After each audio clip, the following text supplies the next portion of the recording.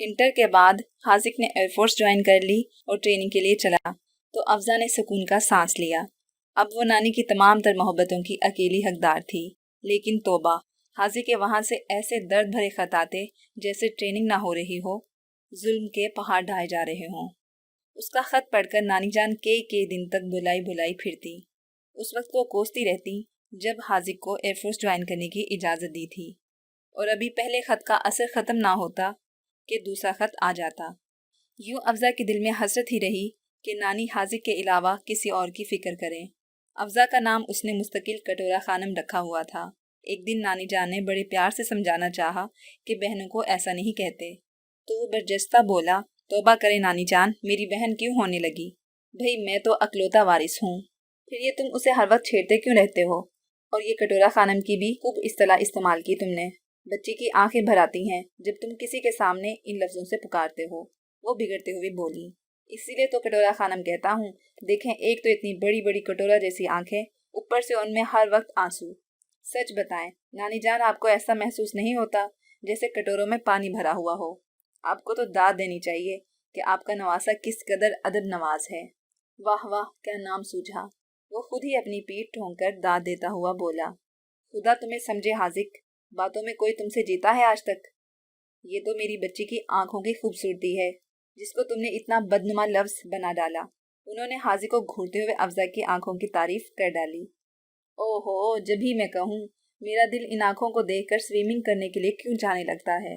लापरवाही से दोनों टांगे हिलाते हुए वह ठट्टा लगाकर बोला। अच्छा खबरदार, जो आइंदा इसके लिए ये लफ्ज़ इस्तेमाल किए, उन्होंने तनबीह की। वो तो मैं करूँगा, वरना आप उसे समझाएं, यह हर वक्त मुंह बसोर कर रोना छोड़ दे। वो ढिठाई से बोला। ठीक है, मैं उसे मना ही कर देती हूँ कि यहाँ आना छोड़ दे। आधी जान हो जाती है मेरी बच्ची की तुम्हारी इन ऊट पटांग हरकतों की वजह से, वो जलकर बोली। आधी जान ही काफ़ी है इसके लिए, आधी मैंने दबा रखी है। जैसे वो एक कहानी है ना नानी जान, जिसमें देव की जान किसी मीना में होती है। लहजा पुरसकून था। हाजिक, वो जोर से चिल्लाई, और हाजिक उछलकर ये जा वो जा। थोड़ी देर ही गुजरी थी, अफजा आ गई। कॉलेज से सीधी चली आ रही थी, चाल में कदरे तेजी थी। नानी जान का माथा ठनका, आंखें भी सूजी हुई थी। किताबें जोर से बिस्तर पर पटक कर वो वहीं ढेर हो गई। आंसू बड़ी रवानी से बह रहे थे। हैं अफजा, ना दुआ ना सलाम, ये झरझर आंसू क्यों बहा रही हो? खैर तो है? जमीला खातून घबराकर बोली। अफजा मजीद तेजी से रोने लगी। क्या बात है अफजा, बंद करो ये रोना धोना और ढंग से बताओ क्या बात है। वो गुस्से से बोली। बिना बताए क्या खाक पता लगेगा कि तुम्हें क्या तकलीफ है? कभी कभी उनका ब्लड प्रेशर हाई हो जाता था। अभी अभी हाजिक मग्ज खाकर गया था। अब अफजा ने रोना धोना शुरू कर दिया था। जल्द ही उन्हें अपनी गलती का एहसास हो गया। इस तरह डांटना नहीं चाहिए था। नामालूम बच्ची पर क्या उफ्ताद पड़ी थी जो यूं मुसलसल रोई जा रही है। वो तो खैर हुई इस वक्त घर में कोई मौजूद ना था, वरना अब तक सब जमा हो चुके होते। बेटा, कुछ मुझसे बताओगी तो पता चलेगा ना, आखिर क्या बात है? क्या कॉलेज में किसी से लड़ाई हो गई या किसी उस्तानी ने डांट दिया? वो प्यार से उसका सर सहलाते हुए बोली। लेकिन अफजा तो शायद रोने के अलावा आज कुछ बताने के लिए तैयार न थी। अफजा मेरी जान, अब मुझे डर लग रहा है तुम्हारे इस तरह रोने से। तरह तरह के वहम आ रहे हैं। वाकई जमीला खातून अब हौल सी रही थी। जवान जहान लड़की बाहर से आकर इस तरह रोना शुरू कर दे तो फिक्र की बात तो है ना। अब अफजा को भी कुछ होश आ गया था। नानी का फक चेहरा देखकर बमुश्किल बोली। अपने चहीते से पूछें, आज क्या कारनामा सर अंजाम दिया है? मेरा चहीता? मेरा चहीता कौन? बेटा साफ साफ बोलो, ये पहेलियाँ क्यों बुझवा रही हो? परेशानी में नानी की समझ में कुछ ना आया। आपकी समझ में तो कभी नहीं आएगा, चाहे वो मुझे जान से ही मार डालें। अफजा हिचकियों के दरमियान बोली। बेटा, मुझ बूढ़ी में इतनी अकल कहाँ है तुम्हारी इन इशारों की जुबान समझ सकूं? चलो जल्दी से बताओ, आखिर हुआ क्या है? नानी प्यार से बोली। हुआ तो वही है जो हमेशा होता है, लेकिन आज कॉलेज में मेरी कितनी बेइज्जती हुई है पता है आपको? वो सुर्ख नाक को मजीद रिगड़ते हुए हिचकियों के दरमियान बोली। अब कह भी चुको, हुआ क्या आखिर? जमीला खातून तंग होते हुए बोली। आज इंग्लिश के पीरियड के दरमियान चपरासी प्रिंसिपल का एक पैगाम लेकर आया के उसके आगे कुछ बताने से पहले वो फिर रो पड़ी। जमीला खातून खामोश बैठी रहीं। उनका ऊपर का सांस ऊपर और नीचे का नीचे रह गया। आगे अल्लाह जाने वो कौन सा इंकशाफ करने लगी थी।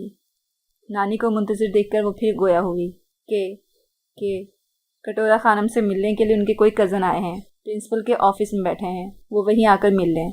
और आप जानती हैं ये नाम किसने रखा हुआ है मेरा? پوری کلاس ہنس رہی تھی۔ میں خاموش چور بنی بیٹھی تھی۔ دل چاہ رہا تھا زمین پھٹ جائے اور میں اس میں سما جاؤں۔ جب کسی نے کوئی جواب نہ دیا تو مس نے کہہ دیا کہ اس کلاس میں کوئی کٹورا خانم نہیں پڑھتی۔ اب بتائیے، اگر ذرا بھی کسی کو شک ہو جاتا تو میری کیا خاک عزت رہ جاتی؟ آنسو لگاتار بہہ رہے تھے اور وہ پرشکوہ نگاہوں سے نانی کو تک رہی تھی۔ اف اللہ، اس لڑکے کی شرارتیں اب گھر سے نکل کر کالج تک جا پہنچی۔ تفصیل سننے کے بعد جمیلہ خاتون نے اپنا سر پکڑ لیا۔ یہ شرارت ہے؟ اس کو آپ شرارت کہہ رہی ہیں؟ سراسر گنڈا گردی ہے، افزا تیزی سے بولی۔ اچھا چلو، گنڈا گردی ہی صحیح، آج آ لینے دو اس حاذق کے بچے کو، کیسی خبر لیتی ہوں۔ لو ذرا دیدہ تو دیکھو کہاں تک پہنچ گیا۔ بدتمیزی کی کوئی حد بھی ہوتی ہے۔ جمیلہ خاتون کو واقعی غصہ آ گیا تھا۔ افزا بیٹا، تم اٹھ کے کپڑے تبدیل کرو، منہ ہاتھ دھو اور آرام سے کھانا کھاؤ۔ میں دیکھتی ہوں آج اسے، غضب خدا کا۔ آ لینے دو ذرا اس کے اماں باوا کو۔ خبردار جو صاحبزادے نے ادھر کا رخ بھی کیا ہو۔ میری محبت کا ناجائز استعمال کر رہا ہے وہ۔ جمیلہ خاتون نے یہ کہتے ہوئے اس کا ہاتھ پکڑ کر اٹھایا۔ نانی کی دلجوئی نے اس کی کافی ڈھارس بندھائی تھی۔ نہ چاہتے ہوئے بھی کپڑے تبدیل کر کے اس نے منہ ہاتھ دھویا۔ اتنے میں نانی کھانا لے آئی۔ بس نہیں چل رہا تھا اپنے ہاتھ سے منہ میں نوالے ڈال دیتی۔ ساتھ ہی ساتھ اس کی دلجوئی کے لیے وہ حاذق کو برا بھلا بھی کہتی جا رہی تھی۔ افزا کو پکا یقین تھا کہ آج حاذق کی خیر نہیں۔ بات بھی کوئی معمولی نہ تھی۔ تھوڑی دیر بعد ہی تمام گھر والے شاپنگ سے واپس آ گئے۔ افزا کی اتری ہوئی شکل دیکھ کر سب نے ہی استفسار کیا، لیکن نانی بڑی خوبصورتی سے ٹال گئی، ورنہ سبھی افزا کا مذاق اڑاتے۔ وہ بھی ایک ہی مکار تھا۔ رات کو اتنی دیر سے گھر واپس آیا کہ نانی انتظار کرتے کرتے سو چکی تھی۔ افزا بھی کالج کا کام ختم کر کے تقریباً اونگ رہی تھی کہ اس کی ہاؤ سے ایک دم ہڑبڑا کر اٹھ بیٹھی۔ یہ کیا بدتمیزی ہے؟ وہ چلائی۔ اس کو بدتمیزی نہیں، مذاق کہتے ہیں۔ حاذق مزے سے کرسی کھسکا کر بیٹھ گیا۔ میں ابھی نانی جان کو جا کر اٹھاتی ہوں۔ آج والی بدتمیزی میں ساری زندگی نہیں بھلا سکتی۔ تیزی سے افزا دروازے کی طرف بڑھی۔ او ہو، وہ اس سے زیادہ تیزی سے درمیان میں آ گیا۔ بیچ میں سے ہٹیں، افزا چلائی۔ نانی جان کو اٹھانے سے پہلے سوچ لینا، آج صرف کلاس میں کہلوایا ہے، کل پورے کالج میں کٹورا خانہ مشہور ہو جاؤ گی۔ پرواہ نہیں، وہ اس سے بھی زیادہ لاپرواہی سے کہتا ہوا بیچ سے ہٹ گیا۔ افزا باہر تو نکل آئی، لیکن اب نانی کے کمرے میں کھڑی سوچ رہی تھی کہ اٹھائے یا نہ اٹھائے۔ حاذق سے کچھ بعید نہ تھا کہ کل پورے کالج میں ڈھنڈورا پٹوا ڈالتا۔ پھر کیا ہوگا؟ اس نے خوف سے سوچا۔ سمجھ میں نہیں آ رہا تھا کہ کرے تو کیا کرے۔ کھڑی کیا سوچ رہی ہو؟ اٹھاؤ نانی جان کو۔ زیادہ سے زیادہ 2-4 ہاتھ لگا دیں گی تو کوئی بات نہیں۔ پیچھے سے آواز آئی تو اس نے مڑ کر ایک قہر آلود نگاہ اس پر ڈالی۔ اس وقت پورا جلاد لگ رہا تھا وہ اسے۔ مجھے کسی کا ڈر نہیں، میں تو نانی جان کی نیند خراب ہونے سے گھبرا رہا ہوں۔ اپنی کیفیت کو چھپاتے ہوئے حاذق نے صفائی پیش کی۔ شاباش، اچھے بچے اسی طرح سوچتے ہیں۔ اچھا چلو اب جلدی سے کھانا نکال لاؤ، بڑے زور کی بھوک لگی ہے۔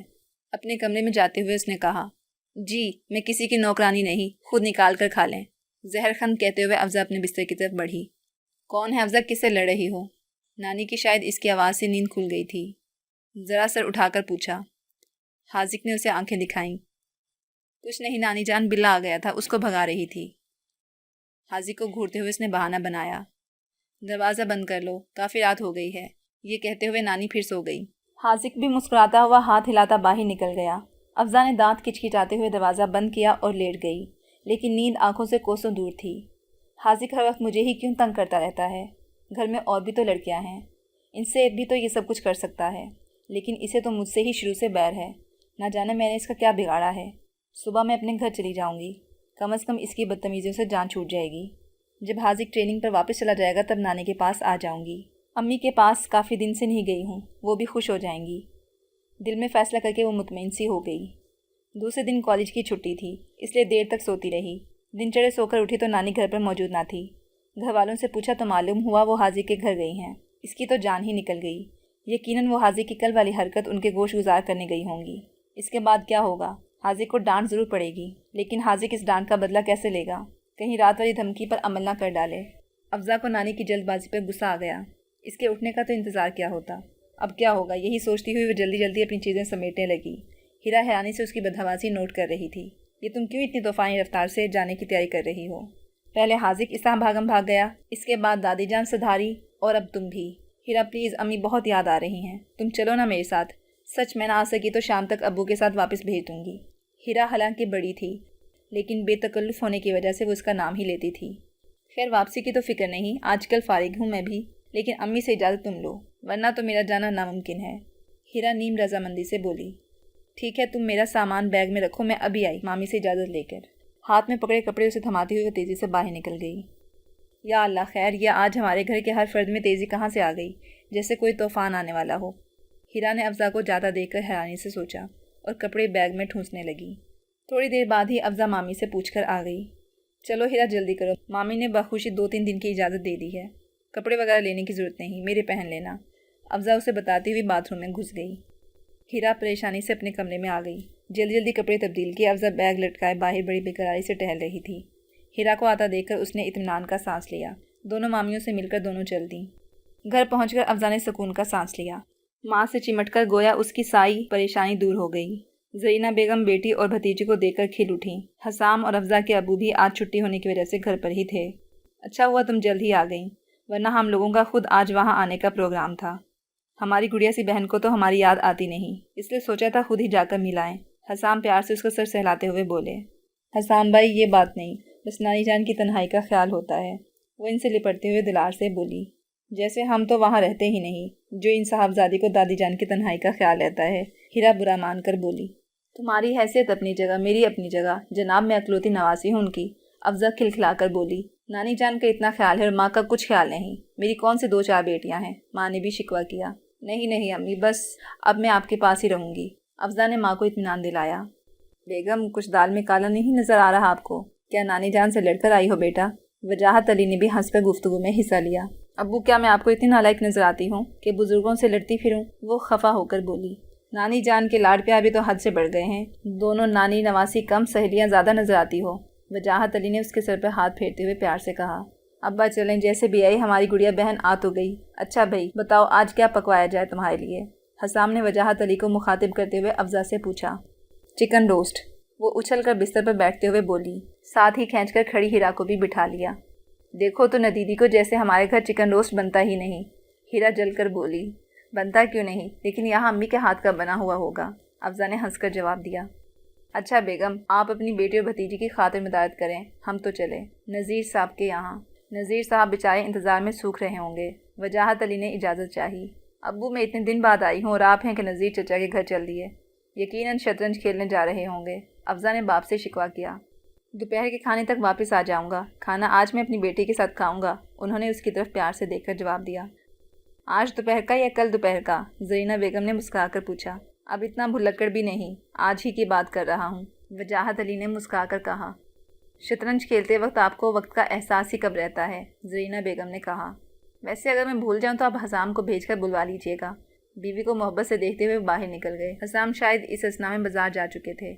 ان دونوں یعنی ہیرا اور افزا کو یوں ہی باتیں کرتا چھوڑ کر زرینہ بیگم کچن کی طرف چل دیں۔ ہیرا پلیز میری باتوں کا برا مت ماننا، اتنے دنوں بعد آئی ہوں نا، اس لیے ان سب کو خوش رکھنے کے لیے ایسی حرکتیں کرتی ہوں، افزا نے ہیرا کو منایا، جس کے چہرے پر ابھی تک ناگواری صاف نظر آ رہی تھی۔ نہیں میں نے برا تو نہیں مانا، بس ذرا فیل کر گئی کہ پھوپھی جان یہ نہ سمجھیں کہ ہم لوگ وہاں تمہارا خیال نہیں رکھتے، ہیرا صاف گوئی سے بولی۔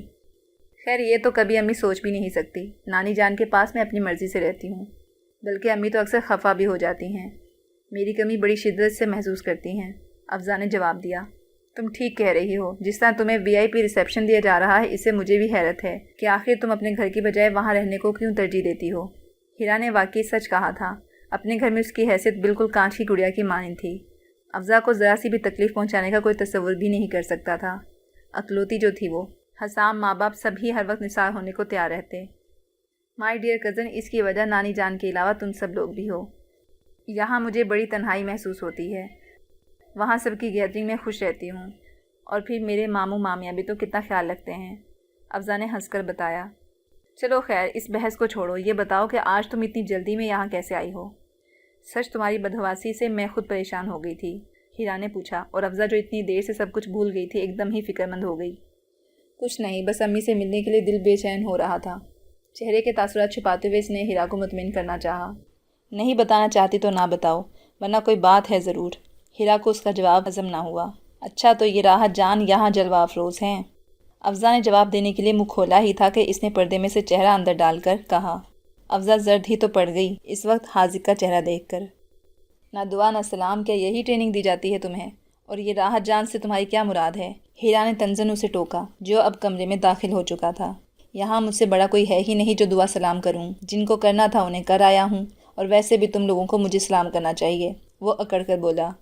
وہ کس خوشی میں؟ ہیرا تن سے بولی۔ جس دن سے حاذق نے خاندان کی لڑکیوں کا مذاق اڑایا تھا وہ اس سے جلی ہوئی تھی۔ بھائی بڑا جو ہوا تم سے، مجھے تو تم بخش ہی دو۔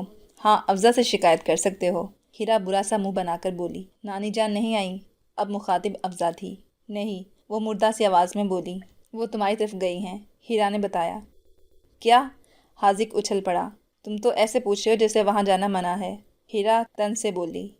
منع تو نہیں، لیکن آج کی تاریخ میں ان کا جانا آئندہ کے لیے کوئی نیک شگون نہیں، وہ سنجیدگی سے بولا۔ کیوں؟ ہیرا حیرانی سے بولی۔ راحت جان سے پوچھو، وہ مطمئن انداز میں بولا۔ یہ تم راحت جان کی کیا رٹ لگائے ہوئے ہو؟ صاف صاف کیوں نہیں بتاتے؟ یہاں کون سی اس نام نہاد کی کوئی شخصیت موجود ہے؟ افزا بھی سوالیہ نگاہوں سے اسے دیکھ رہی تھی۔ بڑی کوڑ مغز ہو، یہ تو سمجھ میں نہیں آتا یہ تم سب کی سب اتنے اچھے نمبر لے کر پاس کیسے ہو جاتی ہو؟ یقیناً نقل کرتی ہوگی۔ پہلے مجھے شک تھا لیکن اب یقین ہو چکا۔ شرم آنی چاہیے، تم جیسے لوگوں کی وجہ سے ہماری قوم کا مستقبل تباہ ہو رہا ہے۔ قابلیت الف بے کی نہیں اور چلی ہیں BA MA کرنے۔ انداز لتاڑنے والا تھا۔ حاذق میں تو تمہارے منہ ہی نہیں لگنا چاہتی، تم افزا کو ہی تختہ مشق بنایا کرو۔ مجھے تو معاف ہی رکھو، ورنہ کسی دن ایسی زبردست جنگ ہوگی کہ دنیا دیکھے گی، ہیرا غصے سے بولی۔ بھائی ثبوت کے ساتھ کہہ رہا ہوں، جو کچھ کہہ رہا ہوں۔ راحت جان کا مطلب تمہاری سمجھ میں نہیں آ رہا تو اور کیا کچھ خاک پلے پڑے گا تمہارے؟ قابل صاحب ذرا آپ ہی سمجھا دیں، اس کا مطلب عین نوازش ہوگی، ہیرا بولی۔ راحت جان روح افزا، بس اتنا سا مطلب ہے اس کا، وہ افزا کو دیکھتے ہوئے ہیرا سے بولا۔ غصے میں ہونے کے باوجود ہیرا کو ہنسی آ گئی۔ خدا تمہیں نیکی دے حاذق، کبھی تو سیدھی طرح بات کر لیا کرو، وہ مسکراتے ہوئے بولی، جبکہ افزا کا پارا ہائی ہو چکا تھا۔ اسے جان چھڑا کر یہاں بھاگی آئی تھی، لیکن وہ یہاں بھی شیطان کی طرح آ پہنچا۔ ابھی تم نے میرا پورا پلان تو سنا نہیں، سنو گی تو اشش کر اٹھو گی، حاذق مسکراتے ہوئے بولا۔ چلو آج وہ بھی سنا ڈالو، تھوڑی سی شاباش دوں گی۔ ہیرا کو اب لطف آ رہا تھا، اس لیے خوش دلی سے بولی۔ دیکھو یہ تو ہوئی راحت جان روح افزا، ساتھ ہی کنکھیوں سے سرخ ہوتی ہوئی افزا کو دیکھا۔ اس کے بعد میری جو پہلی بیٹی ہوگی اس کا نام جامع شیری، دوسری صدوری، تیسری کارمینا۔ واہ کیا ساری لڑکیاں ہی ہوں گی، لڑکا کوئی نہیں ہوگا، ہیرا نے ہنستے ہوئے اس کی بات کاٹی۔ ہوگا کیوں نہیں ہوگا، اس کا نام رکھوں گا سنگارا، وہ بڑی سنجیدگی سے بولا۔ کیا پورا دواخانہ کھولنے کا ارادہ ہے؟ ہیرا کی ہنس ہنس کر سانس پھول چکی تھی، بمشکل تمام بولی۔ دواخانہ کیوں، اہل خانہ کہو، اہل خانہ۔ کیوں افزا، ٹھیک نام سوچے ہیں نا میں نے؟ افزا کی طرف دیکھتے ہوئے اس نے تائید چاہی، جو اس کی بکواس بڑی مشکل سے برداشت کر رہی تھی۔ قہر آلود نگاہوں سے دیکھ کر خاموش رہی۔ مگر اس میں ان راحت جان روح افزا کا کیا بیچ؟ ہیرا نے گہری نگاہوں سے مسکراتے ہوئے پوچھا۔ سلسلے کی پہلی کڑی کہہ سکتی ہو، افزا کو دیکھتے ہوئے وہ شوخی سے بولا۔ اچھا تو یہ ارادے ہیں، ہیرا دل ہی دل میں خوش ہوتے ہوئے بولی۔ کسی غلط فہمی کا شکار مت ہو جانا، تمہاری ہمیشہ کی عادت ہے، ہر بات کا الٹا مطلب نکال لیتی ہو، اس نے ہیرا کو آنکھیں دکھائیں۔ افزا سے اب مزید ضبط کرنا مشکل ہو گیا تھا، وہ اٹھ کر باہر چل دی۔